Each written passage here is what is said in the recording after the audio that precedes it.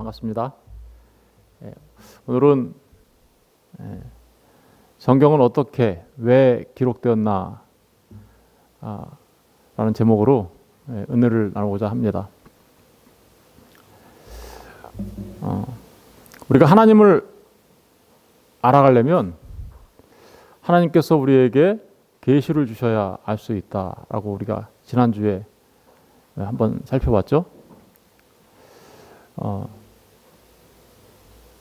성경은 하나님이 우리에게 주신 하나님의 계시입니다.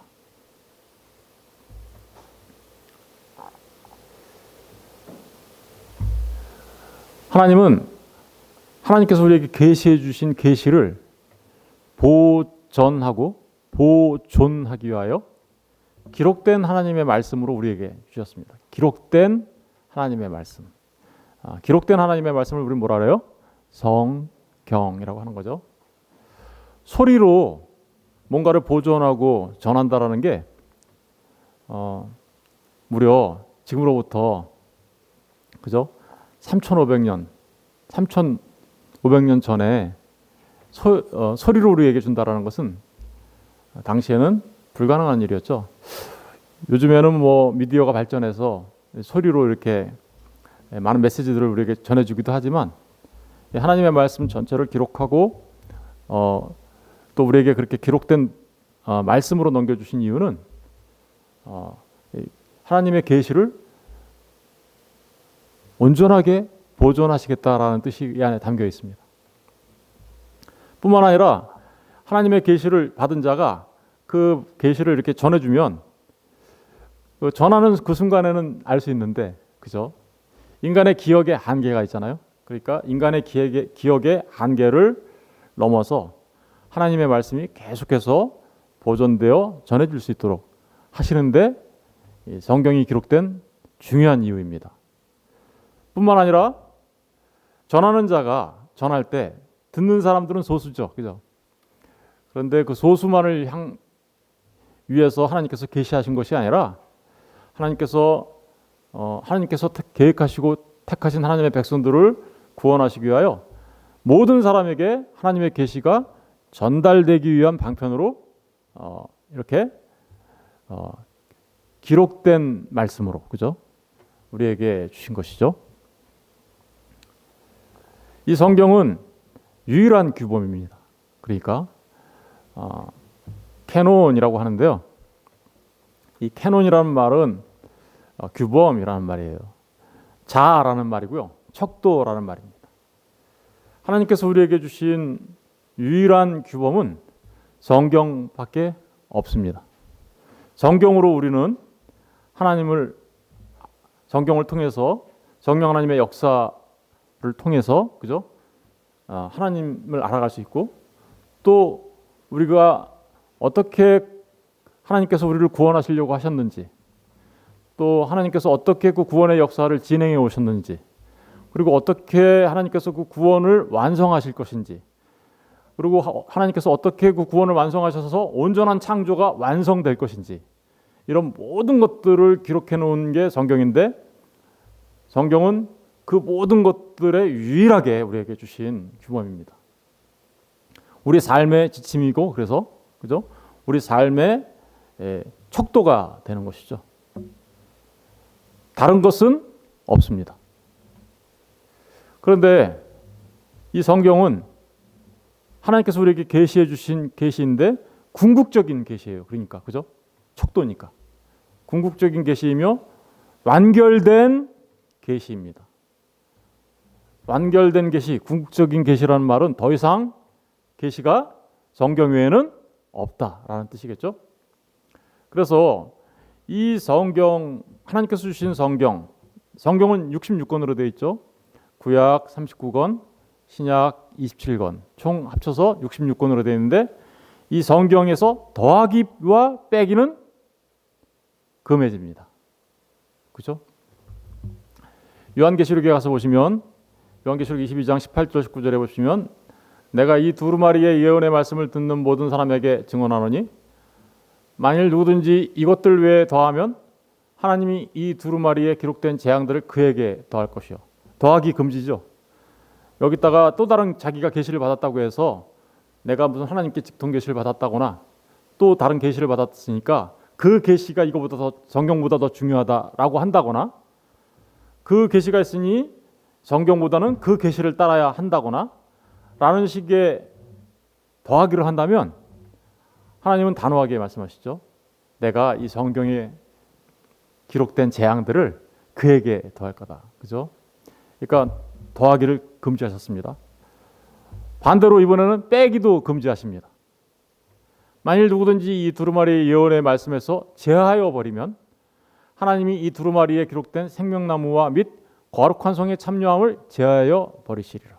그러니까 누구든지 성경 66권 중에서 하나님의 말씀을 빼고 전하면 그것은 기록된 생명나무와 거룩한 성, 다시 말하면 하나님 나라에 들어갈 수 없음을 단호하게 그죠? 말하고 계십니다. 이 말씀은 계시록에 기록되어서 계시록에 한정되는 말씀인 것처럼 얼뜻 이해할 수 있지만 사실은 성경 전체에 적용되는 말씀이라고 말해도 문제가 없는 말씀인 것이죠. 그죠? 그러니까 성경은 하나님께서 주신 최종적이고 궁극적인 계시이기 때문에 더하기와 빼기가 엄격하게 금지된다는 사실을 우리가 꼭 기억해야 합니다. 그렇다면 이 성경은 어떻게 기록이 되었을까라는 부분을 우리가 오늘 말씀을 통해서 살펴봐야 되겠죠. 먼저 디모데후서 3장 16절을 우리 한번 읽어볼게요. 시작. 모든 성경은 하나님의 감동으로 된 것으로. 성경은 어떻게 기록되었다고요? 하나님의 감동으로 기록되었다. 이 감동이라는 말을 이제 다양하게 우리가 생각할 수 있는데 쉽게 생각하면 영어 성경은 정확하게 표현하고 있어요. God blessed 이렇게 해가지고 뭐예요? 하나님의 호흡으로 기록된 말씀이다. 하나님의 호흡. 그러니까 하나님의 숨결. 그죠? 다시 말하면 성령 하나님의 감동으로 이 말씀이 기록되었음을 말하고 있는 것입니다. 성경 66권 전체 저자가 약 40여 명이에요.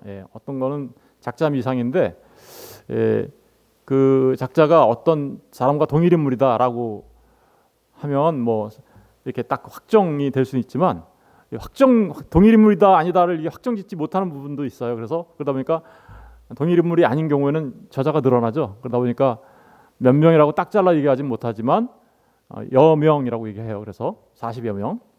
40여 명이 약 1600년 기간 동안 기록한 거예요. BC 1500년경 그때 모세가 모세 오경을 기록하죠.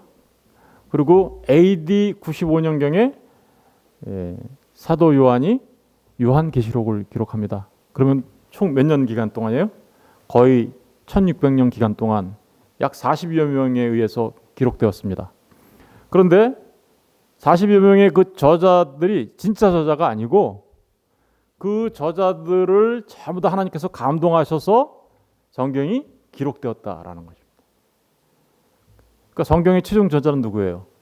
40여 명이 아니고 하나님이시다라는 사실을 우리가 분명하게 인식해야 하는 것이죠.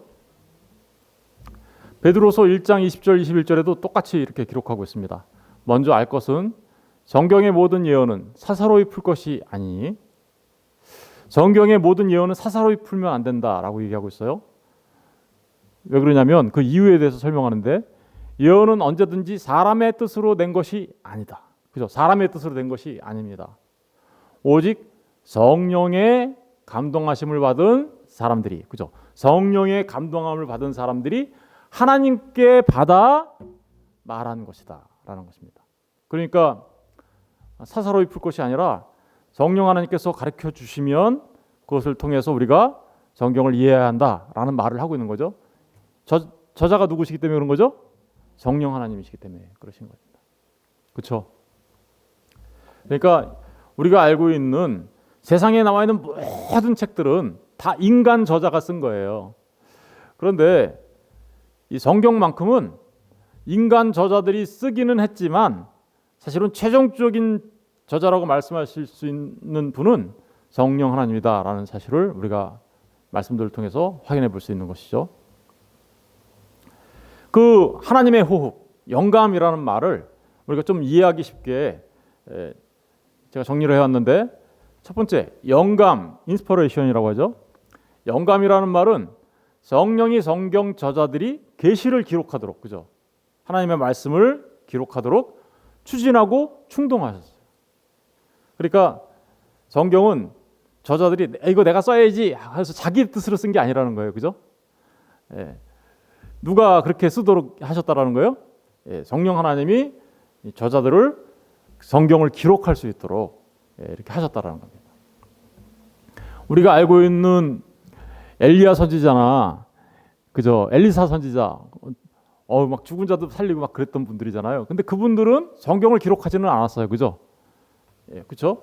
근데 어떤 선지자들은, 이사야 선지자나 이분들은 되게 고생하면서 살고, 예레미야 선지자도 엄청나게 고생하면서 살았는데, 그렇죠? 하나님의 말씀을 전하려고.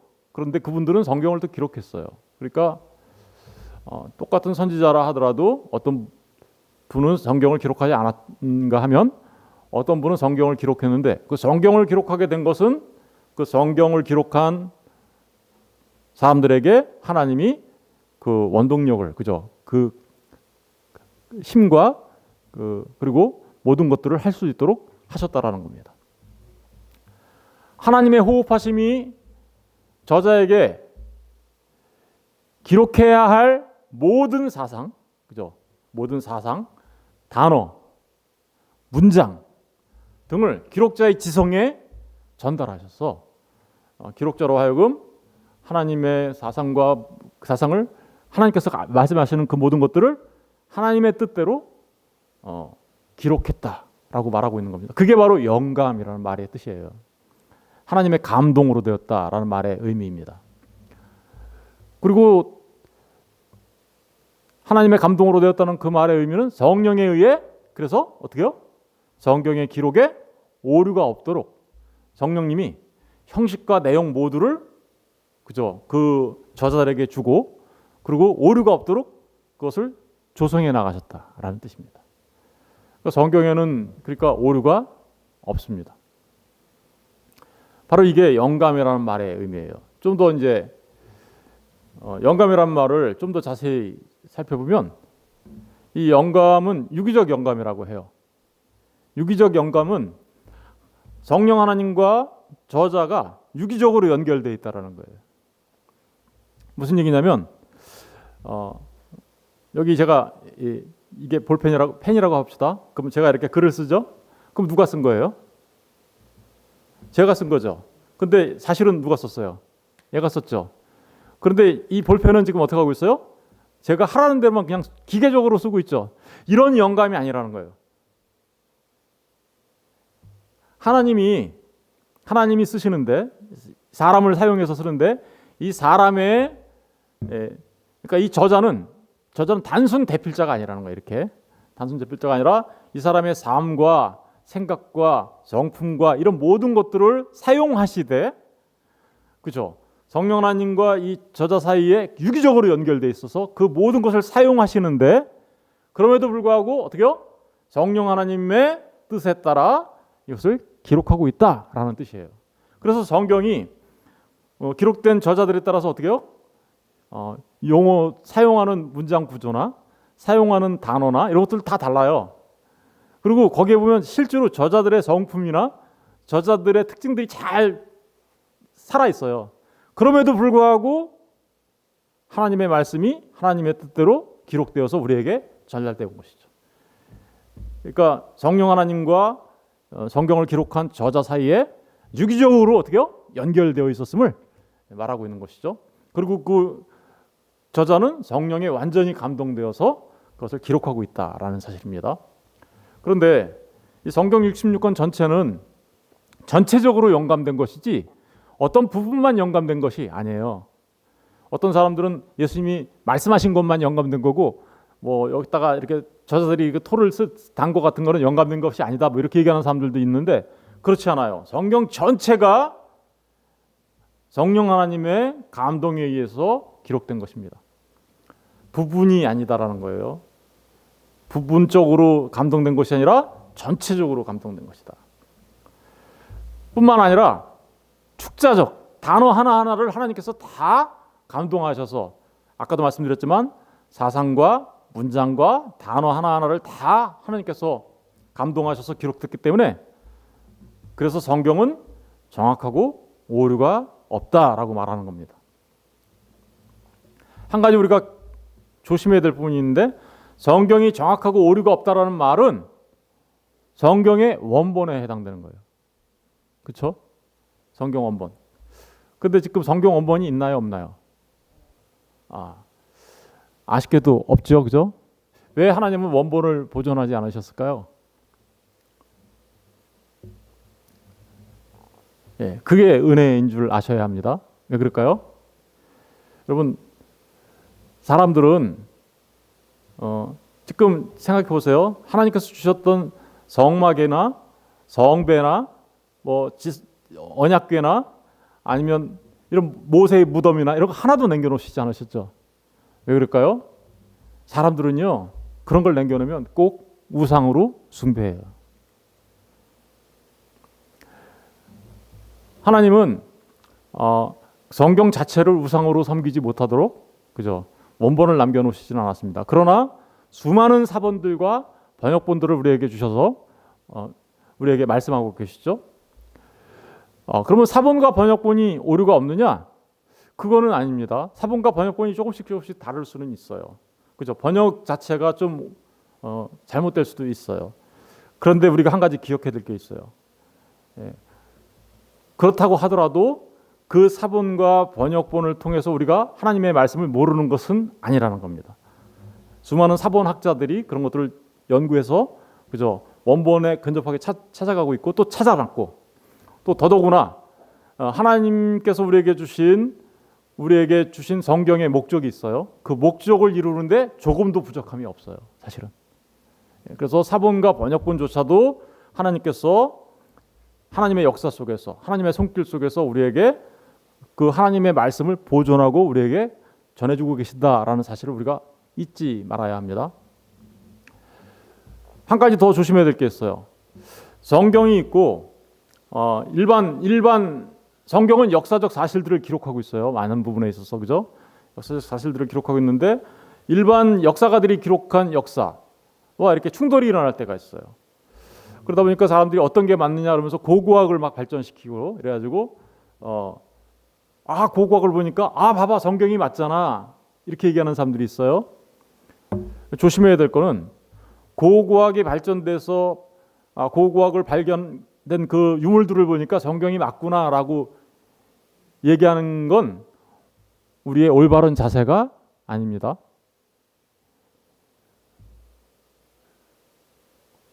성경과 고고학 자료들에서 나오는 그런 모든 것들이 오류가 없도록 이렇게 하면 문제가 없는데 이게 잘못될 수도 있겠죠.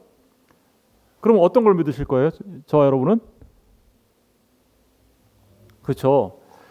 고고학이 성경을 증명하기 때문에 성경이 옳은 게 아니라 성경이 옳기 때문에 고고학이 이것을 뒷받침하고 있는 것뿐이에요. 이 말의 뜻을 잘 이해하셔야 돼요. 무슨 얘기인지 아시겠죠? 과학도 마찬가지예요. 과학과 성경이 충돌이 일어날 수 있어요. 사람들 생각이 달라서. 그래서 과학적으로 이제 보니까 성경이 맞네, 이렇게 하는 자세로 우리가 성경을 바라볼 것이 아니라 하나님의 말씀을 보니 그 과학이 맞네, 이런 자세로 우리가 보셔야 되는 거죠. 그렇죠? 항상 사람들은 뭔가 이게 증명을 통해서 이 말씀이 옳다라고 생각하고 싶어하는 그런 우리의 본성적 욕구가 있어요. 그런데 여러분, 성경은 과학이나 역사적 사실이나 고고학에 의해서 증명되는 것이 아니라 오히려 거꾸로 하나님의 말씀이 그것들이 해낸 것들을 옳구나라고 인정하고 있는 거예요. 반대예요.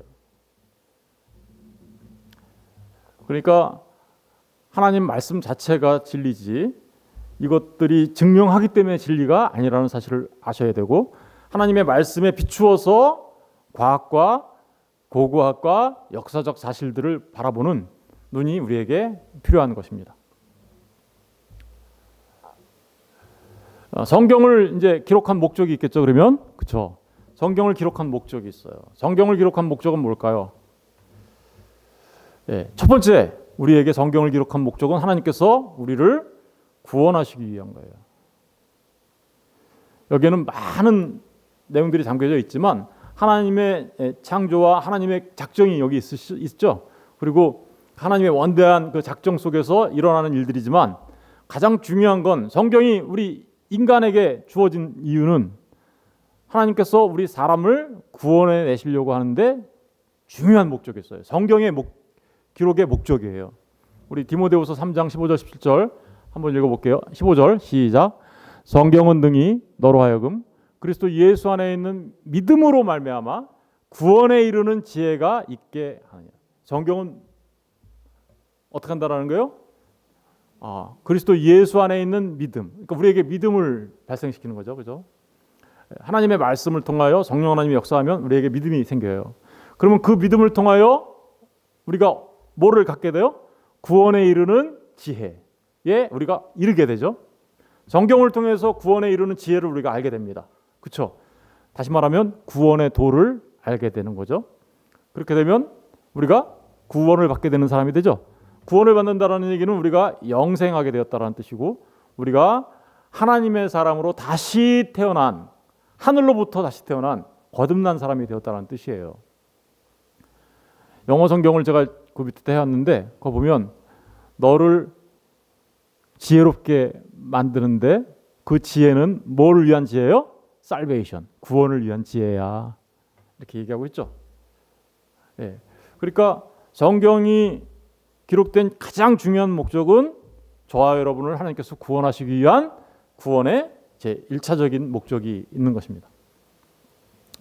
요한복음 20장 30절 31절에도 예수께서 제자들 앞에서 이 책에 기록되지 아니한 다른 표적도 많이 행하셨으나, 예수님께서 표적을 많이 일으키셨어요. 예수님께서 하신 그 모든 표적은 특별 계시예요. 그런데 성경은 그 모든 특별 계시를 다 기록하고 있는 거 아니에요. 성경을 본다고 우리가 하나님을 다 알 수 있는 것도 아니에요. 그렇죠? 성경을 왜 기록하고 있나? 31절 다 같이 읽어볼게요. 시작. 오직 이것을 기록함은 너희로 예수께서 하나님의 아들 그리스도이심을 믿게 하려 하며. 그렇죠? 우리로 하여금 하나님의 아들 그리스도, 하나님의 아들 예수께서 누구시라고요? 그리스도이심을 믿게 하는 게 제1차 목적이고, 그 믿음을 통해서 두 번째, 너희로 시작. 너희로 믿고 그 이름을 힘입어 생명을 얻게 하려. 여기서 생명은 뭘까요? 영원한 생명이겠죠. 영생. 그러니까 성경의 이 기록의 목적은 분명합니다. 여러분, 특별 계시가 다 성경에 기록된 거 아니에요. 성경은 특별 계시 맞죠? 그런데 모든 특별 계시가 다 기록된 거 아니에요. 왜 그러냐면 예수님께서 무지하게 많이 그 특별 계시, 다시 이적과 표적 같은 걸 많이 일으키셨거든요. 그런데 그걸 다 기록할 수는 없어요. 그죠? 이 성경이 갖고 있는 지면의 한계도 있고 여러 가지 한계가. 그런데 성경을 이렇게만 기록한 이유가 있다. 그러면서 얘기하죠. 그 이유는 다른 표적도 많이 했지만 이거를 기록한 것은 너희로 예수 그리스도가 그리스도임을 믿고 영생을 얻게 하기 위해서, 생명을 얻게 하기 위해서 기록한 거야 라고 분명하게 말하고 있습니다. 그러니까 성경을 읽는 모든 사람들은 어떤 사람들이 되는 거예요? 지혜로운 자가 되게 하셔서 정말로 믿음을 갖게 하시고, 그 믿음을 통하여 구원을 받게 하는데 가장 큰 목적이 있다는 사실을 기억하셔야 합니다. 베드로전서 1장 23절에도 그래서 이렇게 기록하죠. 너희가 거듭난 것은, 그렇죠? 우리가 새로운 생명을 갖게 된 것은 썩어질 씨로 된 것이 아니요 썩지 아니할 씨로 된 것이니 살아있고 항상 있는 하나님의 말씀으로 되었느니라. 하나님의 말씀이 뭐죠? 기록. 저기서 이제 살아있고 항상 있는 하나님의 말씀, 그것을 우리가 성경으로 이해할 수 있죠. 기록된 하나님의 말씀이니까. 기록된 하나님의 말씀은 죽어있는 종이에 기록된 죽어있는 활자가 아닙니다. 하나님의 말씀은 살아있다라고 얘기하고 있어요. 그리고 항상 있는 그 말씀으로 우리를 어떻게 해요? 거듭나게 만드시는 거예요. 거듭나게. 그러니까 하나님께서 우리에게 주시는 은혜의 가장 중요한 도구, 은혜의 도구가 되는 게 성경인 것입니다. 은혜 많이 받으시기 원하십니까? 그런데 성경을 안 읽고 은혜 받기를 원하십니까? 네. 은혜를 많이 알고 받고 하나님을 깊이 알아가는 것은 하나님께서 우리에게 주신 하나님의 말씀입니다. 더더구나 단순한 문자, 활자가 아니라 살아있는 하나님의 말씀. 성경 많이 읽으시고 묵상하시고 그런 분들 되시길 주의 이름으로 부탁드립니다. 두 번째로 성경을 우리에게 주신 목적이 있어요. 구원받은 하나님의 백성, 그 구원받는 게 최종적인 목적은 아니겠죠. 구원받았어요. 그럼 끝인가요? 아니겠죠. 저와 여러분이 하나님의 말씀을 믿고 예수 그리스도를 믿어 구원을 받은 하나님의 백성이 되었어요. 그러면 끝나는 건가요? 그게 아니죠. 그 구원받은 하나님의 백성이 어떤 삶을 사시기를 원하세요. 하나님께서. 그래서 구원받은 하나님의 백성이 선한 일을 행할 능력을 갖추게 하기 위하여 성경을 우리에게 주신 겁니다. 하나님의 말씀을 보고 깨달아 알아 우리가 선한 일을 행할 능력을 갖추게 하셔서 선한 일을 많이 하는 하나님의 백성 되게 하시려고 성경을 우리에게 주신 것입니다. 그래서 16절 한번 읽어볼게요. 시작. 모든 성경은 하나님의 감동으로 된 것으로 교훈과 책망과 바르게 함과 의로 교육하기에 유익하니. 그렇습니다. 하나님의 말씀은 우리를 교훈해요.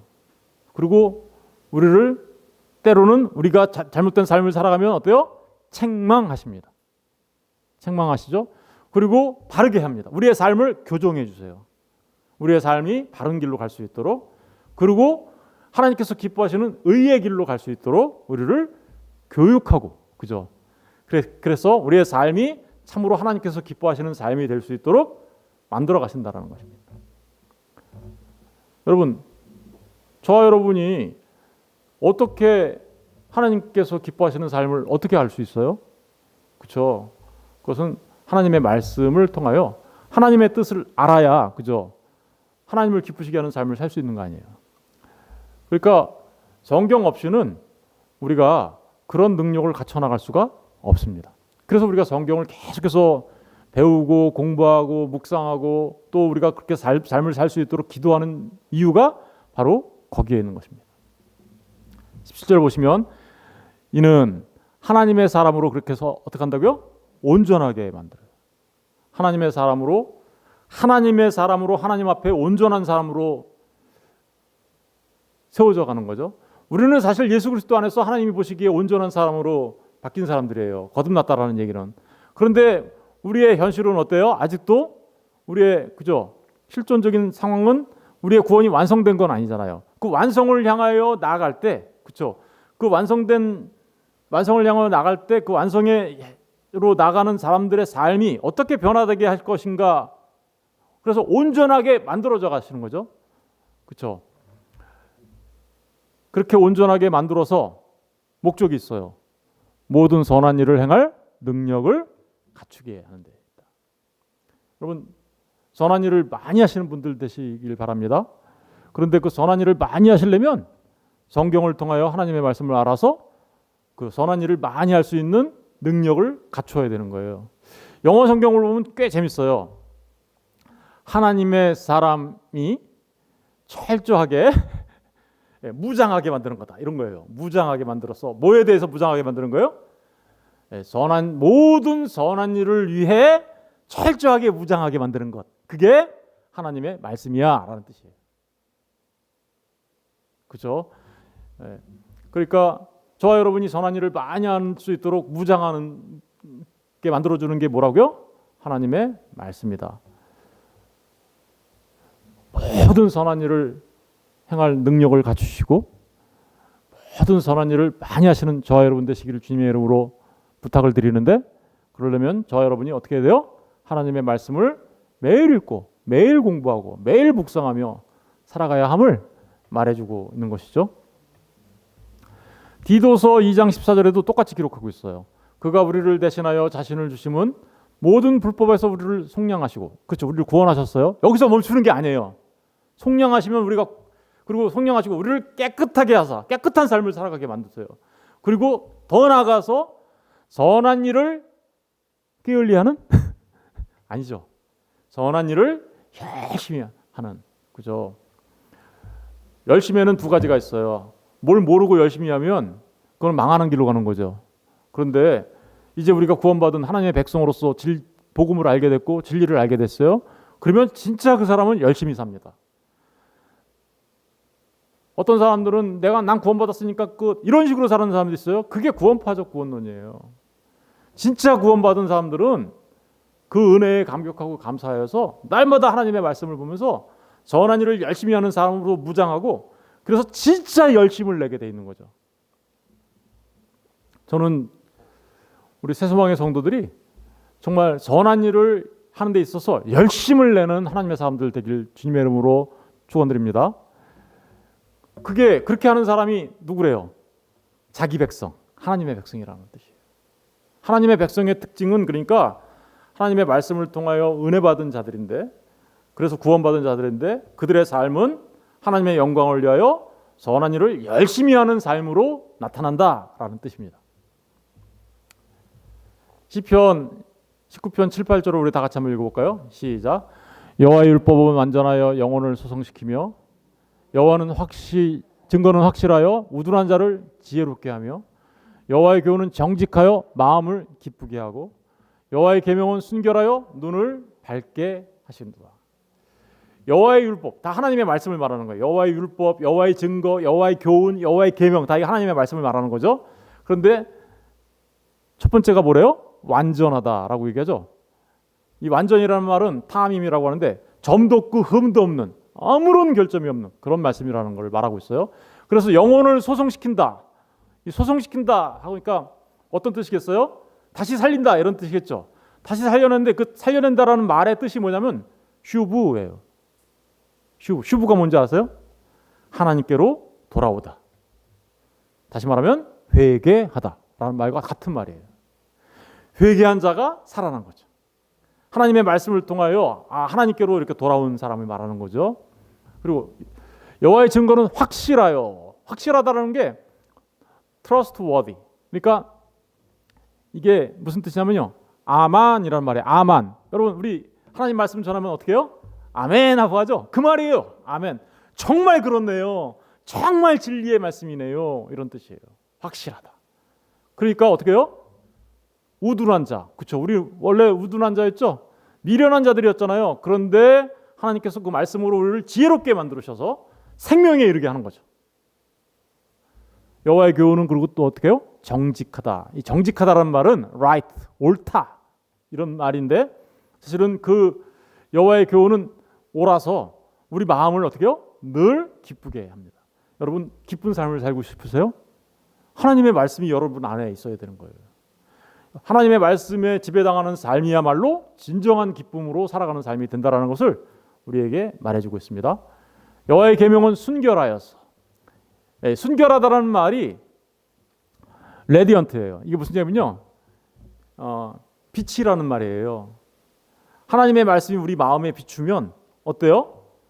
우리 마음의 어둠이 사라지게 되고, 우리의 마음의 어둠이 사라지면 우리 눈이 밝게 돼서 우리 눈에서 뭐가 나온다라는 거예요?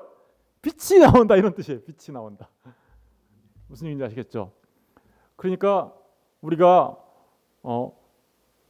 우리 마음이 밝게 되고 빛이 나오니까 우리가 어디로 가요? 빛 가운데로 걸어가며 이런 삶을 살 수 있다는 것을 말해주고 있고, 또 그 빛을 통하여 다른 사람들의 어두운 길로 가는 곳을 우리가 비춰줄 수 있다라는 뜻이 되겠죠. 다른 사람들에게 하나님의 그 영광을 드러낼 수 있고, 그래서 그들에게 살아계신 하나님을 증거할 수 있는 거야 라는 얘기가 바로 이 말씀을 하고 있는 것이죠. 바로 성경이 그렇다라는 거예요. 성경은 그리스인이 되고 그리스도인으로 열심히 선한 일을 많이 하며 살며 그리스도인으로서 자라가는 데 있어서 성경은 꼭 필요한 거겠죠. 그러니까 성경이 꼭 필요합니다. 그런데 그 성경이 우리가 이렇게 자라가는 데 있어서 꼭 필요할 뿐만 아니라 그 성경은 성경만으로 우리가 그리스도인이 되고 그리스도인으로 살고 그리스도인으로 자라가는 데 있어서 충분합니다. 아까 말씀드렸죠. 성경을 읽는다고 우리가 하나님 전부를 다 할 수 있는 건 아니죠. 그렇죠? 하나님을 어떻게 우리가 그 무한하신 하나님을 어떻게 다 할 수 있겠어요? 성경은 우리가 구원받고 하나님의 사람으로 살고 하나님의 사람으로 자라가는 데 있어서 충분하도록 기록된 하나님의 말씀입니다. 충분해요. 다른 거 필요 없어요, 사실은. 다른 게 필요하다라고 얘기하는 사람들, 심리학이 필요해, 경제학이 필요해, 철학이 필요해, 마케팅학이 필요해 라고 말한다면 성경이 부족하다라고 말하는 거예요. 그거는. 그런데 오늘날 교회 안에서 그렇게 하는 사람들이 너무나 많죠. 성경만으로 신앙생활하지 않고 세상의 철학으로, 세상의 것으로 하겠다라는 뜻이에요. 그러면 이미 그들은 어떻게 해요? 길에서 벗어난 것이 되는 것입니다. 무엇만으로 충분하다고요? 성경만으로 충분합니다. 그리고 뿐만 아니라 그리스도인이 되고 그리스도인으로 살고 그리스도인으로 자라가는 데 있어서 성경만으로 우리가 명료하게 알 수 있습니다. 포스트 모더니즘 사상이 팽배한 이 시대에서 상대주의가 팽배한 이 세상 속에서 절대 진리가 어딨어? 라고 수많은 사람들이 이야기하지만 그렇지 않습니다.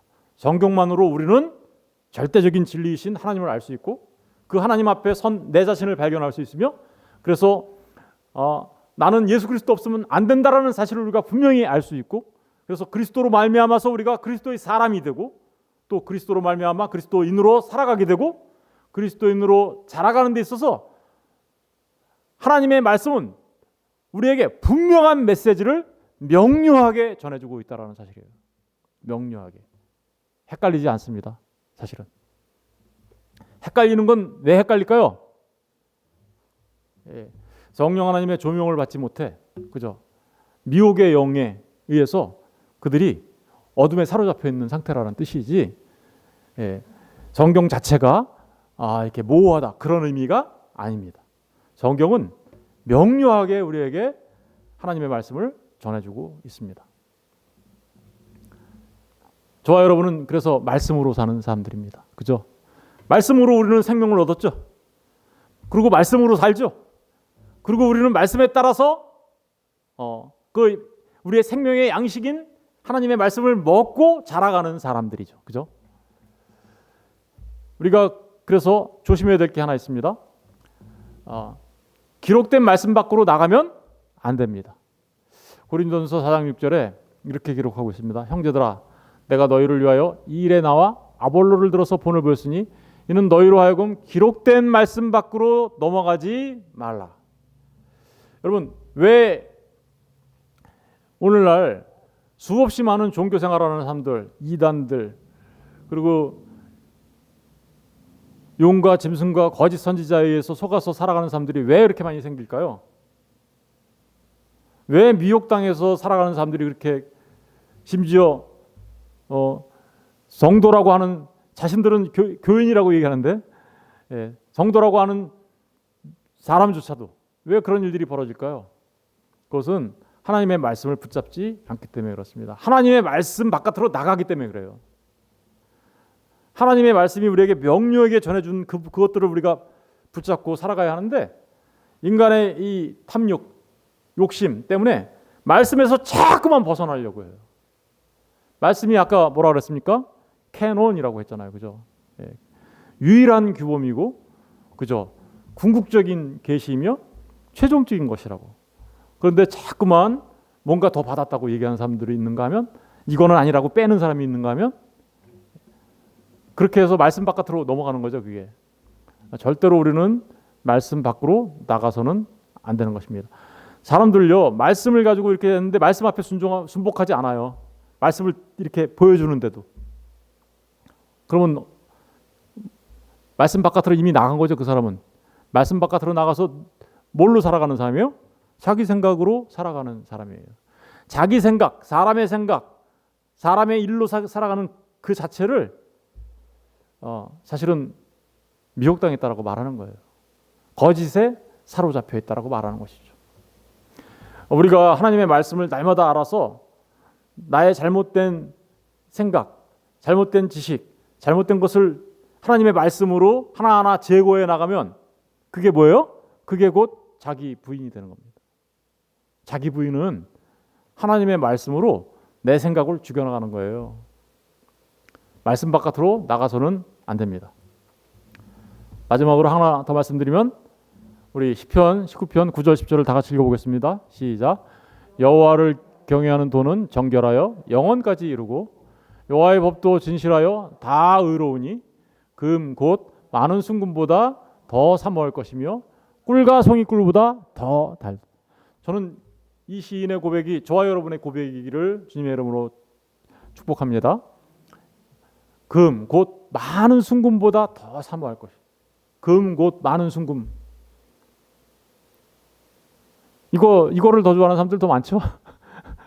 그런데 그게 아니라 하나님의 말씀을 사모하는 하나님의 사람들 될 것이며 더더구나 어떻게요? 그 하나님의 말씀을 꿀과 송이꿀보다 더 달다라고 고백하는 저와 여러분 되었으면 좋겠습니다. 여러분 말씀을 붙잡고 말씀대로 살아가며 말씀대로 자라가며 그래서 선한 일을 열심히 하는 하나님의 사람으로 세워지는 저와 여러분 모두가 되시기를 주님의 이름으로 축원드립니다.